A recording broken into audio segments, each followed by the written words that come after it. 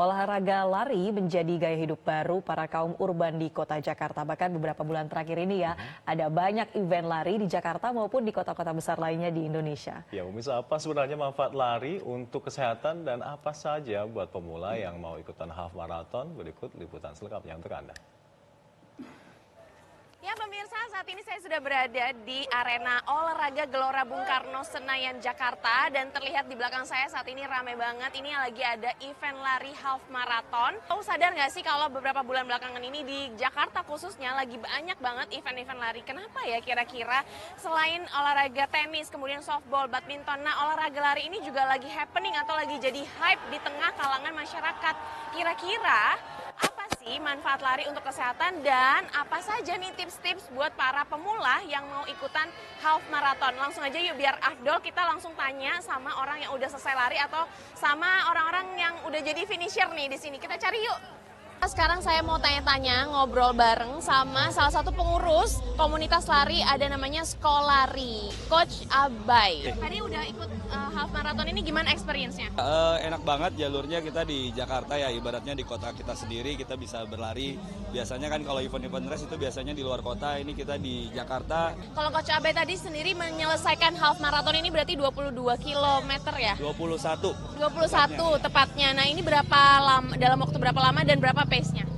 Jadi tadi finish itu 2 jam 20 menit, artinya kita main di pace 7. Kenapa sih di Jakarta belakangan ini, khususnya di kota-kota besar termasuk Jakarta salah satunya, ini lagi banyak banget event-event lari kayak gini. Ini sebenarnya kenapa sih? Apa memang semakin kesini masyarakat itu semakin pengen hidup sehat? Ya kayaknya memang semenjak habis pandemi, orang kayak makin sadar dengan kesehatan.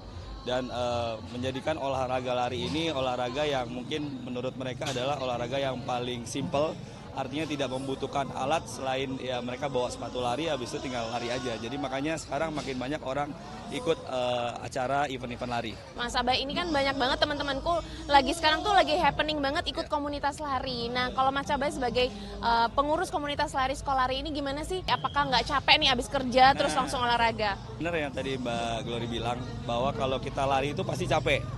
Makanya kadang-kadang teman-teman itu mencari yang namanya komunitas. Jadi dengan adanya komunitas, yang tadinya mereka capek, mager, atau nggak mau latihan karena temennya semangat, akhirnya dia jadi terpacu lagi untuk semangat latihan. Di komunitas lari ini nih, apa aja sih yang diajarin? Apakah teknik lari yang benar supaya tidak cedera atau seperti apa ini diajarin juga nggak? Ada kelas gratis untuk para member, kita mengedukasi di Kamis malam di GBK dan Minggu kita long run bareng. Di Kamis itu kita lebih ke teknik dan juga pelatihan untuk penguatan otot kaki. Itu penting banget buat pelari-pelari baru, terkadang mereka hanya memikirkan untuk pace, kecepatan, tapi mereka tidak mengetahui kekuatan dari kakinya masih belum kuat atau tekniknya masih belum benar. Berarti yang benar itu harus mengerti diri sendiri dulu, betul. Baru nanti disesuaikan pace-nya. Ya. Jangan pengen cepat-cepat, tapi Ya. nanti malah kakinya nggak kuat. Gimana sih teknik lari yang benar? Mungkin Mas Abe juga bisa ngajarin aku nih di sini. Oh oke. Teknik lari yang benar itu seperti apa? Tumpuan kakinya seperti apa? Pada saat landing ini tumitnya tidak boleh dipakai lagi, menggunakan kaki bagian depan. Karena dengan kaki bagian depan teman-teman akan lebih rileks nih untuk melakukan aktivitas loncatnya. Contoh misalkan ketika teman-teman pakai heels, loncatnya nggak akan enak ya. Tapi begitu kaki depan, teman-teman akan rileks loncatnya. Nah, pakai kaki depan jadinya ya. Artinya pada saat berlari pun teman-teman jangan menggunakan landingnya menggunakan pakai tumit ataupun heels. Oke, berarti kalau kita melangkah yang depan dulu dijatuhin ya. Makanya ada perbedaan antara orang jalan sama lari adalah cara gerakan landingnya. Kalau jalan dia pakai tumit dulu, tapi begitu lari dia udah kaki depan. Oke, jinjit jatuhnya Ya, tapi pemirsa. tidak selalu jinjit. Hanya tumitnya tidak dipakai aja. Oke, Kalau biar jinjit balet nanti. Iya benar.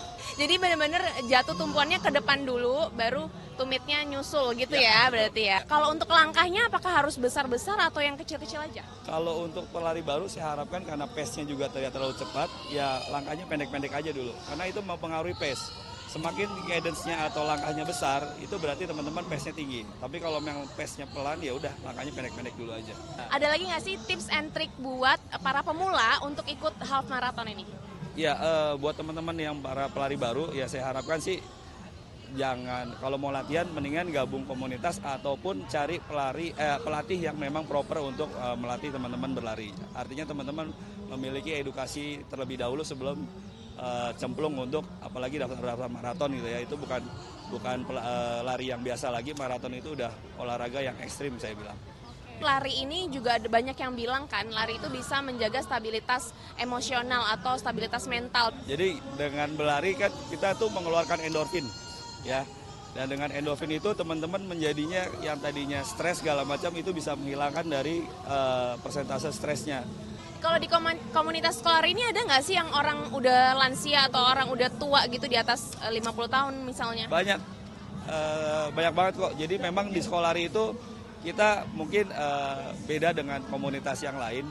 Artinya kita itu tidak, biasanya kalau komunitas itu segenre ya, anak muda semua. Sekolah lari ini beragam, dari yang anak kecil sampai yang umurnya sudah tua pun ada. Gitu. Jadi ya tetap kita edukasi mereka untuk gimana cara lari yang benar. Kalau emang mereka baru mulai ya jangan kebut-kebut dulu. Lari santai dulu, dari jogging dulu, benerin tekniknya, kuatin kakinya, udah baru main kecepatan. Kalau untuk outfit baju ini kita harus pakai ini itu atau kayak gimana kalau menurut Mas Abe? Dan pemilihan sepatu yang baik dan benar tuh seperti apa sih? Pakai sepatu olahraga yang proper untuk olahraga biasa aja dulu lah. Jangan ikut-ikutan culture ataupun ikut-ikutan FOMO sepatunya yang udah pakai plat karbon segala macam. Karena jujur aja ya, dengan teman-teman yang larinya masih lambat, itu pakai sepatu dengan plat karbon, itu justru memaksa kakinya itu gampang cedera.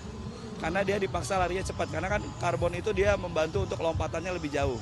Ketika lompatannya lebih jauh tapi kakinya belum kuat, akhirnya menyebabkan cedera. Oke. Kalau baju yang nyaman aja pakai untuk lari, ya karena kan sekarang sebenarnya teknologi untuk baju lari ini yang penting adalah dry fit. Artinya dia begitu kita keringatan, gampang kering. Ya udah mau merek apapun, yang penting selama nyaman, nggak perlu mahal-mahal, udah oke. Bener free. Dan untuk siapapun, jadi kalau mau datang, mau join, tinggal datang aja, gabung sama kita, nanti kita masukin dalam WhatsApp grup, biar teman-teman terinformasi kita ada kegiatan apa aja, jadi teman-teman langsung join. Nggak ada biaya pendaftaran, nggak ada harus pakai outfit yang keren segala macam, teman-teman datang mau latihan kita udah terima. Pemirsa, nah sekarang aku mau wawancara nih salah satu finisher yang baru pertama kali ikut half marathon. Kita akan tanya-tanya nih, apa sih sebenarnya persiapan dia sebelum ikutan half marathon? Bibil ini selaku first timer ya berarti virgin sebutannya. Kalau Putri, gimana sih persiapannya kalian sebelum ikutan half marathon ini? Oke, kalau aku sendiri latihan sama coach yang tadi, Coach Abai, itu 2-3 bulan. Tapi menurut aku 2-3 bulan itu juga cepat ya untuk Virgin HM. Jadi kalau mau latihan tuh minimal 5-6 bulan kali ya biar performanya oke gitu. Kalau aku justru persiapannya ini udah setahun lalu, karena ini aku remedial dari yang tahun lalu. Tahun lalu aku juga ikut event ini, dan catatan waktunya karena waktu itu masih virgin, masih 3 jaman lebih. Sekarang aku alhamdulillah udah di 2 jaman lebih gitu. Oke, aku Virgin HM 3 jam 15 menit, standar pace-nya P9 non-stop. Kalau misalnya kalian mau ikut lari itu apa sih yang pertama kali bikin kalian, aku mau ikut olahraga lari deh gitu? Kalau aku karena dulu obesitas ya. Turns out ternyata suka ya berarti? Iya suka sih, karena teman-temannya seru, terus gabung ke komunitas yang ternyata seru banget. Standar kali kalau cewek pengen punya badan yang tetap langsing ya, walaupun masa aku kan juga udah lumayan berumur, tapi tetap pengen nggak mau gendut gitu, jadi kayaknya lari deh kayak kardio nih. Motivasi awalnya adalah untuk menurunkan berat badan ya berarti ya, dan ternyata terbukti nggak sih ikut lari ini menurunkan berat badan? Kan yang penting ya. Terbukti banget. Apa bener nggak sih kalau lari itu kita melawan diri sendiri, bener nggak? Betul banget. Perasaan tuh kalau misalnya kayak udah mulai panas atau mulai capek, kita mau stop, tapi kita harus ingat setiap lari itu tujuan kita adalah finish dan finish strong gitu. Jadi nggak harus langsung kenceng, pelan pun, yang penting finish gitu. Oke, yang pertama latihan yang benar, basic runningnya harus diasah, karena basic running itu running perform menentukan kita selanjutnya seperti apa kayak gitu. Dan jangan takut mau mulai lari. Kadang ada orang yang mikir kayak lari bukan buat gue deh, lari itu buat semua orang. Cuma mungkin tekniknya aja yang belum tahu dan belum ketemu coach sama komunitas yang pas. Jadi buat kalian yang pengen ikutan lari, langsung aja cari komunitas dan pasti bakalan seru ya. Terus kemudian ikutin kegiatan-kegiatannya. Jadi ternyata banyak banget nih manfaat lari untuk kesehatan. Yang paling menarik menurut aku adalah lari bisa membantu manajemen stres, karena ketika tubuh bergerak, tubuh itu mengeluarkan hormon yang namanya hormon endorfin atau hormon bahagia yang bisa meningkatkan atau mengurangi tingkat stres. Karena nggak bisa dipungkiri tinggal di kota besar, contohnya seperti di Jakarta, ini bisa mempengaruhi tingkat stres seseorang. menjadi rasa lelah yang positif yang membantu terlelap di malam hari dan meningkatkan kualitas tidur. Kemudian dengan lari dan juga jogging ini bisa membantu kalian keluar dari gaya hidup sedentari atau dari gaya hidup malas gerak. Jadi yuk gerak biar sehat. Dari Jakarta, Glorenata Dirhamsyah, Metro TV. Jelajahi cara baru mendapatkan informasi. Download Metro TV Extend sekarang.